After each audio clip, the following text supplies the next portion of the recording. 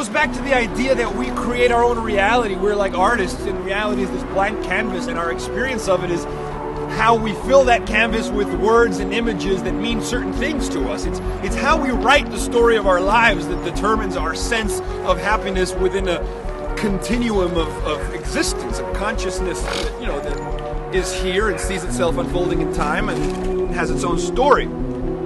And so it made me think about Terence McKenna's stoned ape theory of how human consciousness came into existence, sort of emerged into existence the way a flame comes into existence when the conditions are right. And, you know, human consciousness is characterized by an acknowledgement of patterns. You know, animals may simply respond to patterns and act in reflex, right?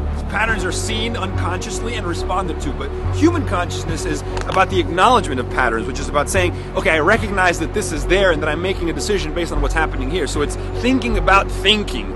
And so Terence McKenna's stoned ape hypothesis about how human consciousness came into existence and the idea of thinking about thinking, which is what adds texture and nuance and meaning and a sense of an unfolding story to our lives, he said that it came into existence because when the pre-humanoid ancestors, right, left the savanna, the jungles of Africa and went into the savannas, their diet changed among other things in their environment, and they started eating the psychedelic psilocybin mushrooms that grow in the cow shit, and inadvertently it made them start to have hallucinatory experiences. And, you know, at low doses, psilocybin mushrooms also increase your visual acuity.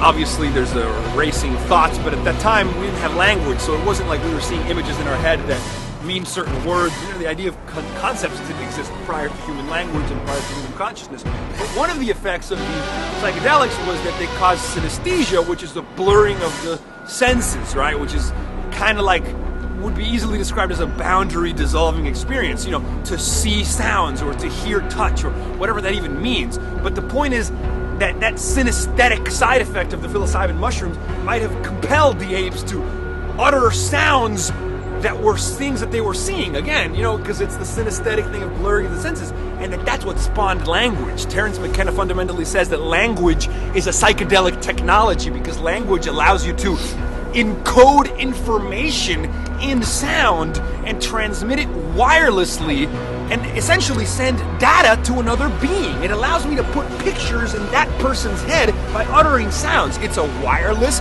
technologically mediated telepathy. The first real technology outside of DNA that could send information through time and space. And of course you can see how out of language came the telephone and the microphone and every other technology that essentially is an amplification of a human being. You know, the first language is just uttered speech. I can only reach a certain amount of people, but you know, you think of a microphone, you think of radio, you think of satellite communications, television, the internet, amplifiers, as Marshall McLuhan said, of the human nervous system, ways to extend our personalities, our thoughts, our inner world, pictures, data, information through time and space outside of mere DNA, which was the way that nature did it before.